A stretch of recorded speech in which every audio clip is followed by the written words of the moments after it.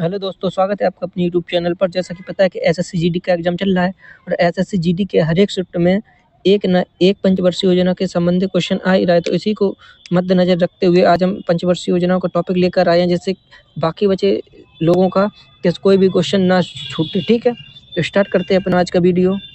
तो आज हम स्टार्ट करते हैं, चलो, पंचवर्षीय योजनाओं के इतिहास से। पंचवर्षीय योजनाओं का इतिहास क्या रहा है? तो विश्व में सर्वोत्तम पंचवर्षीय योजना सोवियत संघ की देन है। किसकी देन है? सोवियत संघ की। 1928 में जोसेफ स्टालिन ने इसे शुरुआत किया था। कहाँ पे? सोवियत संघ में, यानी यूएसएसआर में, जो पहले यूएसएसआर था। ठीक है। भारत में सर्वप्रथम नियोजन की बात एम विश्वेश्वरैया ने अपनी पुस्तक जब the plan economy for India में की थी 1934 में। आगे देखते हैं, कांग्रेस का अधिपूर्ण अधिवेशन हुआ था 1938 में, जिसमें राष्ट्रीय नियोजन समिति की स्थापना की गई थी, जिसके अध्यक्ष पंडित जवाहरलाल नेहरू थे। किसके? राष्ट्रीय नियोजन समिति का। और कांग्रेस का अधिपूर्ण अधिवेशन का अध्यक्ष कौन था? नेताजी सुभाष चंद्र नेताजी जी। ठीक है। आगे देखते हैं, बॉम्बे प्लान। फिर इसके बाद आया बॉम्बे प्लान 1944 में। बॉम्बे प्लान आया 1944 में, बम्बई के आदि उद्योगपतियों द्वारा प्रस्तुत किया गया था, जिसके अध्यक्ष के हरदेश सिंह दलाल। कौन थे? हरदेश सिंह दलाल। गांधीवादी योजना आई 1944 में, जिसके अध्यक्ष के श्रीमान नारायण। तो उसके बाद आई सर्वोदय योजना 1950 में, जिसके अध्यक्ष के जयप्रकाश नारायण है। ठीक है। अब देखते हैं आगे, योजना आयोग। इसके बाद आया योजना आयोग। योजना आयोग की स्थापना 15 मार्च 1950 को की गई थी। इसका उद्देश्य आर्थिक समृद्धि तथा विकास के लिए योजना बनाना रखा गया। आर्थिक समृद्धि तथा विकास के लिए योजना बनाना रखा गया। इसके अध्यक्ष प्रधानमंत्री होते हैं योजना आयोग के। यह एक गैर संवैधानिक तथा सलाहकार निकाय है। इसका जिक्र संविधान में नहीं मिलता है योजना आयोग का। ठीक है। इसके प्रथम अध्यक्ष से पंडित जवाहरलाल नेहरू, प्रथम उपाध्यक्ष है गुलजारी लाल नंदा, और इसके अंतिम अध्यक्ष थे नरेंद्र मोदी, और अंतिम उपाध्यक्ष थे मोंटेग सिंह एलूवालिया, ये अंतिम उपाध्यक्ष के। भारत में अभी तक कुल 12 पंचवर्षीय योजनाएं लागू की गई हैं। कितनी? 12। तो देखते हैं उनमें से पहली पंचवर्षीय योजना कौन सी थी। प्रथम पंचवर्षीय योजना 1951 से 1956 के बीच लागू की गई, जो हेरोड डोमर मॉडल पर आधारित थी। प्रथम पंचवर्षीय योजना का उद्देश्य था कृषि एवं सिंचाई का विकास, और इसकी विकास दर रखी गई थी 2.1%, और इसमें प्राप्त की थी 3.6%। यह योजना सबसे सफल योजना रही थी 1951 वाली। ठीक है, यानी पहली पंचवर्षीय योजना। इसके प्रमुख कार्य क्या हैं? पहली पंचवर्षीय योजना में प्रमुख कार्य थे सिंचाई परियोजना। इसके प्रमुख कार्य थे, जिसमें भांगड़ा नागल बांध, हीराकुंड बांध और दामोदर नदी घाटी परियोजना का शुभारंभ किया गया। कौन कौन से? भांगड़ा नागर, हीराकुंड, दामोदर नदी घाटी परियोजना। और देखते हैं, इन्हें नेहरू ने आधुनिक भारत का मंदिर कहा था। कि नहीं? इन बांधों तो, क्योंकि ये बांधों का जब विकास हो तभी भारत में कृषि का विकास हो जाए, और जब भारत में कृषि का विकास होगा तभी भारत का भी विकास होगा। 1955 में इंटीग्रल कोच फैक्ट्री चेन्नई में स्थापित की गई थी। इसी पंचवर्षीय योजना 1955 में। किसकी मदद से? रूस की मदद से। अब देखते हैं दूसरी पंचवर्षीय योजना। दूसरी पंचवर्षीय योजना आई थी 1956 से 1961। दूसरी पंचवर्षीय योजना पीवी महानिलोबिस मॉडल पर आधारित थी, और इसका उद्देश्य था उद्योगों एवं खनिजों का विकास करना। इसकी विकास दर का जो लक्ष्य रखा गया था 4.5%, और इसमें प्राप्त हुआ था 4.2%। यह योजना लगभग सफल रही थी, पूर्ण रूप से सफल नहीं रही थी दूसरी वाली। ठीक है। इसमें प्रमुख कार्य किया गया था लौह इस्पात कारखानों का निर्माण किया गया था इसमें। ठीक है। कौन कौन से थे प्रमुख? भिलाई लौह इस्पात कारखाना छत्तीसगढ़ में, यह रूस के सहयोग से बनाया गया था, भिलाई वाला। दुर्गापुर ब्रिटेन के सहयोग से, और राउरकेला जर्मनी के सहयोग से। ठीक है। दुर्गापुर पश्चिम बंगाल में और राउरकेला उड़ीसा में है। और दूसरी पंचवर्षीय योजना के समय खादी एवं ग्रामोदय आयोग की स्थापना की गई थी 1956 में। भारत ने दूसरी पंचवर्षीय योजना में अपने मिश्रित अर्थव्यवस्था को अपनाया था। अगर क्वेश्चन आ जाए, भारत ने कौन सी पंचवर्षीय योजना में मिश्रित अर्थव्यवस्था को अपनाया था? दूसरी पंचवर्षीय योजना में। इसी के समय दूसरी पंचवर्षीय योजना में नाफेड की स्थापना की गई थी। नाफेड का फुल फॉर्म होता है national agriculture corporative marketing federation of India. ठीक है। इसकी स्थापना 1958 में की थी नाफेड की। इसका फुल फॉर्म क्या होता है? दोबारा पढ़ लीजिए। National agriculture corporative marketing federation of India. इसकी स्थापना 1958 में की गई थी। अब देखते हैं तीसरी पंचवर्षीय योजना। तीसरी पंचवर्षीय योजना का कार्यकाल कितना था? 1961 के 1966। कितना था? पहली था 1951 से 1956, दूसरी था 1956 से 1961, और तीसरी था 61 से 66। ठीक है। और तीसरी पंचवर्षीय योजना कौन से मॉडल पर आधारित थी? सुकमा चक्रवर्ती मॉडल पर आधारित थी। तीसरी पंचवर्षीय योजना उद्देश्य करता तीसरी पंचवर्षीय योजना का उद्देश्य था कृषि प्लस उद्योग दोनों, ठीक है। इसके पहले और दूसरे के उद्देश्य को मिलाकर तीसरी का उद्देश्य रखा गया दोनों को। इसमें वृद्धि दर का जो लक्ष्य रखा गया था 5.6% और प्राप्त हुई थी 2.8%। तो तीसरी पंचवर्षीय योजना असफल योजना रही थी। कैसे रही थी? असफल। तीसरी पंचवर्षीय योजना में कार्य हुए थे बैकएरो स्टील प्लांट रूस से सहयोग से खोला गया है। कौन सा? बैकएरो वाला। और 1964 में IDBI industrial development bank of India की स्थापना की गई थी 1964 में तीसरी पंचवर्षीय योजना में। 14 जनवरी 1965 को FCI यानी फूड कॉर्पोरेशन ऑफ इंडिया की स्थापना भी की गई थी तीसरी पंचवर्षीय योजना में। तीसरी पंचवर्षीय योजना में 1 जनवरी 1965 को कृषि कीमत आयोग की स्थापना भी की गई थी, ठीक है, जिसका नया नाम कमीशन फॉर एग्रीकल्चर कॉस्ट और प्राइस है, यानी CACP, commission for agriculture cost और प्राइस।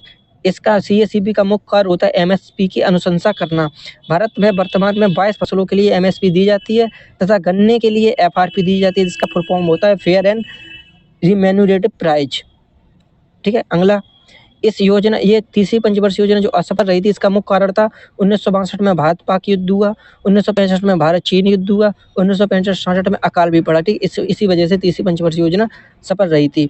फिर इसके बाद एक योजना अवकाश लिया गया था, क्योंकि यह पंचवर्षीय योजना ज़्यादा असफल रही थी, क्योंकि युद्ध भी हुआ था, अकाल भी पड़ा था, तो इसी वर्ष से योजना अवकाश लिया गया था। इसमें वार्षिक योजनाएं बनाएंगी। औपचारिक रूप से 1966 से 1967 1966 से 67 में हरित क्रांति आई। कब? 66 और 67 के बीच में हरित क्रांति, ये तीसरी पंचवर्षीय योजना के समय ही आई। और भारत में हरित क्रांति के जनक MS स्वामीनाथन है, और दुनिया में नॉर्मन बोरलॉग हैं, ठीक है। अगला देखते हैं चौथी पंचवर्षीय योजना। चौथी पंचवर्षीय योजना 1969 से 1974। चौथी पंचवर्षीय योजना, ये क्वेश्चन आज की शिफ्ट में आया हुआ है, आज 6 मार्च की शिफ्ट में पहले में, कि चौथी पंचवर्षीय योजना कौन से मॉडल पर आधारित थी? DR गडगिल मॉडल पर आधारित थी। चौथी पंचवर्षीय योजना उद्देश्य था स्थिरता के साथ विकास तथा आत्मनिर्भरता। चौथी पंचवर्षीय योजना के प्रमुख कार्य क्या थे? प्रमुख कार्य थे 1969 में 14 बैंकों का राष्ट्रीयकरण किया गया। इसरो की स्थापना की गई 1969 में 14 बैंकों का राष्ट्रीयकरण, और इसरो की स्थापना भी की गई, Indian space research organisation ISRO का। 1970 में श्वेत क्रांति का प्रारंभ हुआ। श्वेत क्रांति किससे संबंधित है? दूध उत्पादन से संबंधित है। इसके जनक कहे जाते हैं नॉर्मन बोरलॉग ही कहे जाते हैं श्वेत क्रांति के जनक दुनिया में। राष्ट्रीय डेयरी विकास बोर्ड की स्थापना भी कब की गई? 1965 में, जिसके जरिए दूध क्रांति आई, ठीक है। अगला क्वेश्चन, पांचवी पंचवर्षीय योजना। पांचवी पंचवर्षीय योजना कौन से मॉडल पर आधारित थी? DP धर मॉडल पर आधारित थी। और पांचवी पंचवर्षीय योजना का उद्देश्य क्या था? पांचवी पंचवर्षीय योजना का उद्देश्य है गरीबी उन्मूलन तथा आत्मनिर्भरता। यह योजना केवल 4 वर्ष तक चली थी। वैसे इनका नाम तो पंचवर्षीय योजना, क्योंकि ये 5 वर्ष करती थी, जबकि पांचवी पंचवर्षीय योजना ये ऐसी थी 4 वर्ष चली थी। पंचवर्षीय योजना कितने साल तक चलती है? 5 साल तक। लेकिन 5वें नंबर की पंचवर्षीय योजना कितने साल तक चली? 4 साल तक। ये बात भी याद रखना। पांचवी पंचवर्षीय योजना कौन से मॉडल पर आधारित थी? DP धर मॉडल आधार पर आधारित थी, ठीक है। नेक्स्ट देखते हैं इसके प्रमुख कार्य। 1974 में गरीबी हटाओ का नारा दिया गया, इसी पंचवर्षीय योजना 5वीं में, ठीक है। 5वीं इंपॉर्टेंट है। इसमें 20 सूत्री कार्यक्रम 1975 में किया गया, जिसका उद्देश्य था गरीबी निवारण, ठीक है। यानी गरीबी हटाओ कार्यक्रम का नारा कब दिया गया? 5वीं पंचवर्षीय योजना में। 2 अक्टूबर 1975 को RBI की स्थापना की गई क्षेत्रीय ग्रामीण बैंक के रूप में, ठीक है। 25 जून 1975 को आंतरिक गड़बड़ी के आधार पर भारत में आपातकाल घोषित किया गया। तो एक क्वेश्चन बनता है कि आपातकाल कौन सी पंचवर्षीय योजना के तहत लगा? 5वीं। अगला क्वेश्चन, आपातकाल घोषित किया गया। PM इस समय PM थी इंदिरा गांधी, और राष्ट्रपति थे फरुखुद्दीन अली अहमद, जब लगा था आपातकाल। अगला क्वेश्चन, इसके बाद है अनवरत योजना, क्योंकि इसके बाद दूसरे आपातकाल के बाद इनकी इंदिरा गांधी की सरकार बदल चुकी थी और मोरारजी देसाई की सरकार आई थी, तो इस सरकार ने इस योजना को समाप्त कर दिया 2 साल के। उसके बीच अनवरत योजना आई। अनवरत योजना 1980 में इंदिरा गांधी ने अनवरत योजना को इन्हें रोलिंग प्लान भी कहा जाता है। क्या कहा जाता है? Rolling plan. 1980 में गांधी जी ने समाप्त कर दी ये। और रोलिंग प्लान का मॉडल क्या था? ये मॉडल था गुरनौर मिर्डल। इन्होंने अपनी बुक में लिखा है, बुक है द एशियन और ड्रामा। गुरनौर मिर्डल की बुक है द एशियन और ड्रामा, जिसमें अनवरत योजना या रोलिंग प्लान के बारे में समझाया गया है, ठीक है। रोलिंग प्लान कब आया था? 1978 से 80 और 80 में से समाप्त कर दिया इंदिरा गांधी सरकार ने। फिर इसके बाद छठी पंचवर्षीय योजना आई 1980 से 1985। इसका उद्देश्य था आर्थिक विकास तथा गरीबी उन्मूलन। छठवीं और पांचवी पंचवर्षीय योजना का उद्देश्य एक ही था और छठवीं वर्षीय योजना की लक्ष्य दर थी 5.2% और प्राप्त किया था 5.7%, यानी छठवीं पंचवर्षीय योजना सफल रही थी। छठवीं पंचवर्षीय योजना के प्रमुख कार्य क्या थे? 1980 में 6 बैंकों का राष्ट्रीयकरण फिर हुआ। 1982 में नाबार्ड की स्थापना की गई। ठीक है, काय की? नाबार्ड की। नाबार्ड का फुल फॉर्म होता है, नाबार्ड का फुल फॉर्म किसी को पता है? मैं बताता हूँ। नाबार्ड का फुल फॉर्म आप कमेंट करके बताना, ठीक है। तो उसके बाद 1982 में एक्सिम बैंक की स्थापना की गई। वो तो मुझे पता है, लेकिन आप लोग बता देना, तभी तो जाने कि आप लोग वीडियो ढंग से देखते हैं या नहीं। सातवीं पंचवर्षीय योजना 1985 से 1990। इसका उद्देश्य था रोजगार, शिक्षा एवं राष्ट्रीय स्वास्थ्य। सातवीं पंचवर्षीय योजना का प्रमुख कार्य थे, इसमें रोजी रोटी और उत्पादकता का नारा दिया गया। कौन में? सातवीं पंचवर्षीय योजना में पूछेगा। रोजी रोटी उत्पादकता नारा कब दिया गया? 7वीं में। और गरीबी हटाओ का नारा 5वीं में। ठीक है। सातवीं पंचवर्षीय योजना के समय 1985 में इंदिरा आवास योजना शुरू की गई। 1986 में स्पीड पोस्ट की स्थापना की गई। 1987 में ट्रीफेड की स्थापना की गई। ट्रीफेड का फुल फॉर्म होता है tribal corporative marketing development federation of India. यह जनजाति उत्पादों को बढ़ावा देता था। कौन सा? ट्रीफेड। ठीक है। उसके बाद 1988 में सेबी की स्थापना भी की गई सातवीं पंचवर्षीय योजना में। उसके बाद 1989 में जवाहर रोजगार योजना और नेहरू रोजगार योजना भी स्टार्ट की गई। इसके बाद आता है दूसरा योजना अवकाश। दूसरा योजना अवकाश कब था? 1990 से 92, क्योंकि इस समय आर्थिक रूप से हो गया था। ठीक है। इस दूसरी अवकाश योजना के समय प्रधानमंत्री नरसिम्हा राव, वित्त मंत्री डॉक्टर मनमोहन सिंह को भारत में उदारीकरण का जनक कहा जाता है। और इसी समय नई आर्थिक नीति लागू की गई थी भारत में, क्योंकि 1990 के दशक में भारत में केवल 15 दिन का रुपया बचा था। जैसे भारत में मनमोहन सिंह ने नई आर्थिक नीति लागू करके भारत को बचाया। तो नई आर्थिक नीति क्या थी? LPG रिफॉर्म आया था। L का मतलब होता है लिबराइजेशन, P का प्राइवेटाइजेशन और G का ग्लोबलाइजेशन। ठीक है। प्राइवेटाइजेशन और G का ग्लोबलाइजेशन, L का लिबराइजेशन। 1991 में नई औद्योगिक क्रांति अपनाई गई। 1991 में LPG रिफॉर्म कब आया? 1990 में। ठीक है। उस समय प्रधानमंत्री नरसिम्हा राव, वित्त मंत्री मनमोहन सिंह थे। और मनमोहन सिंह उसी समय PPA मॉडल लाया गया था, पब्लिक प्राइवेट मॉडल जिसे कहते हैं। अगला क्वेश्चन है आठवीं पंचवर्षीय योजना 1992 से 1997 मॉडल। आठवीं पंचवर्षीय योजना कौन से मॉडल पर आधारित थी? जॉन डब्ल्यू मिरल मॉडल पर आधारित थी। आठवीं पंचवर्षीय योजना का उद्देश्य था मानव संसाधन के लिए विकास करना। आठवीं पंचवर्षीय योजना के प्रमुख कार्य क्या थे? 1993 में PM रोजगार योजना लाई गई। तो राष्ट्रीय महिला कोष की स्थापना भी 1993 में की गई। 1995 में मिड डे मील स्कीम लाई गई। ये आठवीं पंचवर्षीय योजना के।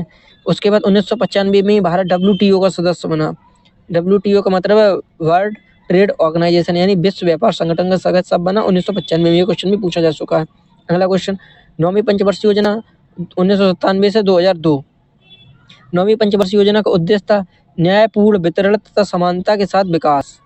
नौवीं पंचवर्षीय योजना के प्रमुख कार्य क्या थे? नौवीं पंचवर्षीय योजना के प्रमुख कार्य थे KCC, यानी किसान क्रेडिट कार्ड योजना 1998 में आई। 1999 में कारगिल युद्ध हुआ, ऑपरेशन विजय, जिसमें ऑपरेशन विजय चलाया गया था और भारत को विजय भी प्राप्त हुई थी कारगिल युद्ध में। उसके बाद 1 नवंबर 2002 को सर्व शिक्षा अभियान लागू किया गया। सर्व शिक्षा अभियान कब लागू किया गया?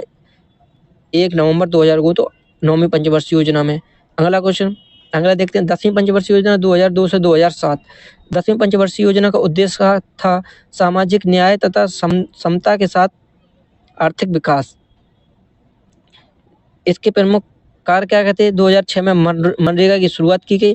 इसके लिए अधिनियम आया था 2005 में और 2006 में मनरेगा की शुरुआत की गई और 2 अक्टूबर 2009 में इसका नाम बदलकर मनरेगा किया गया। ठीक है। अधिनियम कब आया था? 2005 में। नरेगा की शुरुआत की गई 2006 में, 2009 में नाम बदलकर मनरेगा किया गया। ठीक है। 11वीं पंचवर्षीय योजना 2007 से 2012। इसका उद्देश्य था औद्योगिक तीव्र एवं अधिक समावेशी विकास। 12वीं पंचवर्षीय योजना लाएगी 12 से 17 में, यानी 2012 से 2017 में। यह अंतिम पंचवर्षीय योजना थी। इसका प्रमुख उद्देश्य था तीव्र अधिक समावेशी तथा धारणीय विकास। इसके बाद यह योजना खत्म हुई और इन्हें बीच में ही रोक दिया गया। फिर इसके बाद नीति आयोग की स्थापना की गई। योजना आयोग की जगह नीति आयोग की स्थापना की गई और नीति का फुल फॉर्म होता है national institution for transforming India. इसकी स्थापना 15 अगस्त 2014 को प्रधानमंत्री ने घोषणा की और 1 जनवरी 2015 को इसकी स्थापना की।